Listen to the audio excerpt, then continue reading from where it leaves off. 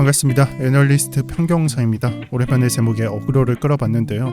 저는 비트코인 하락이 크지 않을 거라고 보는 사람 중 한 명입니다. 오늘은 그 이유에 대해서 자세히 설명드릴게요. 가장 첫 번째가 되는 것은 비트코인 반등량입니다. 반등량이라고 하는 것은 하락분 대비해서 얼마나 반등을 했는가, 이것을 체크를 하게 되는데 21년도 고점하고 22년도 저점을 찍어보면요, 대략적으로 반등량이 382 구간도 채워지지 않은 것으로 나옵니다. 즉 236 구간 위에서 놀고 있다라는 말인데요. 그럼 이 반등을 이 그림만 보고는 크다고 할 수 있을까요? 작다고 할 수 있을까요? 해당 수치로만 봤을 때 아마 적당히는 반등했다라고 생각을 하실 겁니다. 실제로 382 구간이나 618 구간을 터치하지 않았으나 가격은 한 15K로부터 30K 이상까지 2배 정도는 상승을 했으니까요. 하지만 이전의 자료인 19년도 반등량과 15년도의 반등량을 보면은 우선적으로 19년도의 반등량은 이 하락분 대비해서 618 구간을 채워준 걸 볼 수가 있고요. 그리고 그 전에 15년도의 반등량을 보게 되면은 하락분 대비해서 이 역시도 618 구간을 채워진 걸 볼 수가 있습니다. 자, 그럼 이 두 가지 그림을 보고 현재 그림을 한번 해석을 해보면요, 이 그림은 좀 반등량이 좀 작은데? 라고도 해석을 할 수가 있을 겁니다. 우리가 흔히 말하는 조정이라는 것은 상승분 대비해서 얼마나 조정을 하는지, 이 상승분의 몇 퍼센트를 되돌려 놓는지를 체크하는 건데, 현재 차트를 보면 이 상승분만 보았을 때 우리가 지금 겪고 있는 이 상승분이 충분한 상승이 아닙니다. 다시 말해서 과매수가 충분히 일어나지 않았다라고 말을 하는 것과 같습니다. 또 달리 말하면 이렇게 볼 수가 있는데, 사람들이 불티나게 사재 끼지 않았다라고 볼 수가 있어요. 그래서 제가 방금 말씀드린 이런 부분들로 인해서 투매로 이어질 가능성은 낮아지고, 그렇기 때문에 패닉셀링 할 물량이 이전보다는 그리 많지 않다는 걸, 이런 부분들이 의미하기 때문에 폭락이 크게 오지 않는다에 저는 첫 번째 이유로 설명을 하겠습니다. 두 번째는 기간입니다. 현재 차트에는 3개의 반감기가 표시되어 있습니다. 첫 번째 반감기, 두 번째 반감기, 그리고 앞으로 이어질 반감기 3개가 표시가 되어 있습니다. 직전의 반감기를 한번 살펴보면요, 대략적으로 반감기 이전 322일 전에 그 기간으로부터 고점이 형성됐고요. 그리고 대세 상승이 일어나기 전 이 장 직전에 마지막 조정 또는 마지막 하락 구간에 가져갔었습니다. 저 또한 이런 차트를 보고 대략적으로 한 11개월 전에 고점을 찍고 하락을 하는구나 라고 생각을 하고 그 다음에 장을 준비를 했었는데, 현재 차트를 보면 하락이 대략적으로 25K 부근에서 멈추고 최근자에 고점을 갱신한 상태에 있습니다. 그래서 패턴적으로 직전하고 지금을 비교를 해보면 너무나 불일치하고 있다고 생각을 할 수가 있고, 이렇게 패턴적으로 맞지 않을 때는 두 가지 선택에서 우리가 생각을 해야 되는데,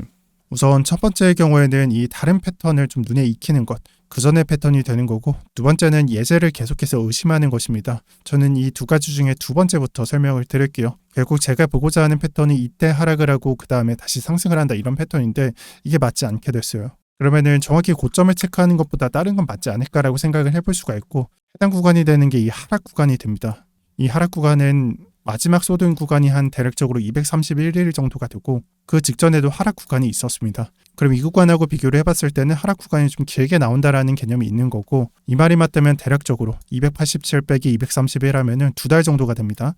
그래서 2달 후에 9월 초쯤에 폭락이 나오거나 하락이 돼야 된다라는 생각을 해볼 수가 있는데요. 하지만 이 부분은 초반에 설명했듯이 상승분이 크지 않기 때문에 하락은 크지 않을 것이고, 그래서 두 번째는 그렇게 타당성이 없다라고 생각을 하고 제외했습니다.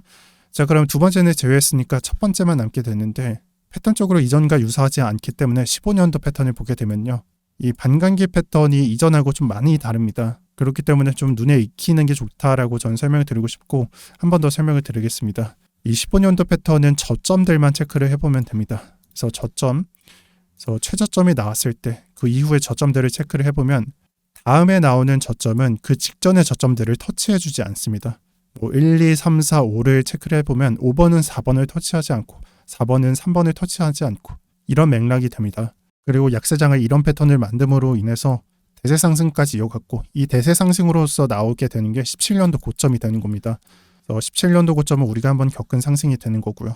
저는 23년도 지금 현재 겪고 있는 차트가 오히려 19년도 차트보다는 15년도 차트, 지금 보고 있는 차트랑 매우 유사하게 흘러가고 있다고 생각하고 있고, 그래서 제가 이동평균선을 하나 체크했는데 주봉상 25일선에 해당하는 이 파란색 선이 저점을 형성하는 핵심 마크 또는 핵심 지지선으로 볼 수 있는 이 선이 현재 그림에서도 유효하게 흘러가고 있다라는 생각을 하고 있어서 저는 15년도 패턴하고 지금 현재 패턴이 매우 유사하게 흘러가고 있다라고 보고 있습니다. 그래서 지금까지 설명드린 게 폭락이 크게 오지 않는다, 두 번째 이유가 되는 거고요. 세 번째 이유는 개소리입니다. 현재 시장을 판단하는 의견 중에는 좋은 의견도 있지만 대부분이 헛소리들을 말하고 있습니다. 그중 가장 헛소리가 되는 게 통화량이 듭니다. 통화량에 대한 논리는 20년도 불장, 우리가 겪은 이 상승이라고 하는 것은 코로나라는 이슈가 터지고요. 이슈가 터지자 각국의 중앙은행에서 통화량이 흘러나오고 이때 나온 통화량이 투자 상품들을 펌핑시켰기 때문에 이후에 나오는 상승에서 이 고점을 깨려면은 통화량의 급증이 다시 이어져야 된다라는 주장입니다. 저는 해당 주장을 정말 답변할 가치가 없는 개소리라고 생각을 하는데, 물론 M2가 증가를 해서 투자 상품들의 펌핑이 일어났고 우리가 지금까지 겪었던 주식이나 아니면 크립토의 펌핑을 겪은 건 맞습니다. 하지만 이 반대의 것도 생각해 볼 필요가 있어요. 해당 주장의 같은 논리로 17, 18년도의 고점을 적용해보면 왜 말이 안 되는지 이해하실 겁니다. 통화량이 이전과 같은 속도로 늘어나고 별로 달라질 것도 없는데 17, 18년도에서는 직전의 고점을 가뿐히 뛰어넘는 상승이 나왔기 때문입니다.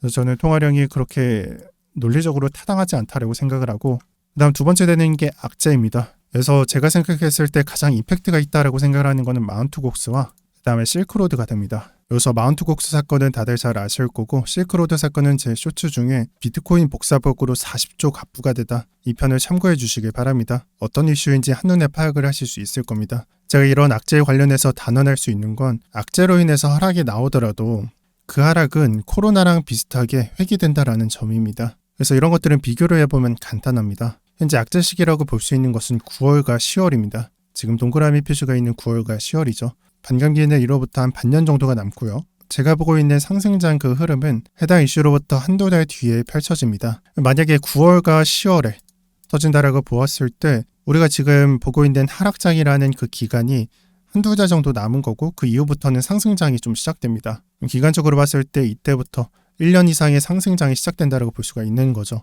그럼 이 두 개를 비교를 해보면요, 결국 선택은 좀 쉽지 않을까 합니다. 한두 달짜리 하락장을 우리가 고민을 하느냐, 아니면 지금 체크를 해드린 상승장, 1년 이상 지속되는 상승장을 보느냐, 이 생각을 해야 된다고 봐요. 나는 이 짧은 하락이 중요해 하면 이 그림을 보시면 되는 거고, 반대로 이 그림이 맞다고 생각하면 두 번째를 봐야 되겠죠. 그래서 저는 답은 드리지 않아도 정답은 나와 있다라고 생각을 합니다. 저는 지금 말씀드린 마지막 악재만 제외하고는 사실 오늘 정리드린 폭락이 크게 오지 않을 거란 이유, 이 세 가지가 하락 깊이가 대단히 짧을 것으로 예상을 하고 있고, 마지막에 말씀드린 악재 관련해서는 기간이 짧을 것으로 보고 있습니다. 이렇게 오늘 폭락이 크게 오지 않는 이유 세 가지를 정리드렸는데, 제 이야기를 듣고 시청자분들도 생각을 잘 정리해 보시고요. 제 영상에는 간간히 단기 분석도 여러분들한테 드리고 있지만, 제가 봤을 때는 앞으로 큰 그림의 해석이 더욱 중요하다라고 생각합니다. 그래서 여러분들도 오늘 영상을 통해서 여러분들이 갖고 있는 시나리오들을 잘 정리해 보셨으면 좋겠습니다.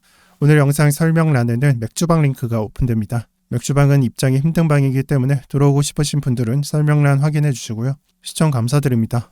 오늘도 평경장이었습니다.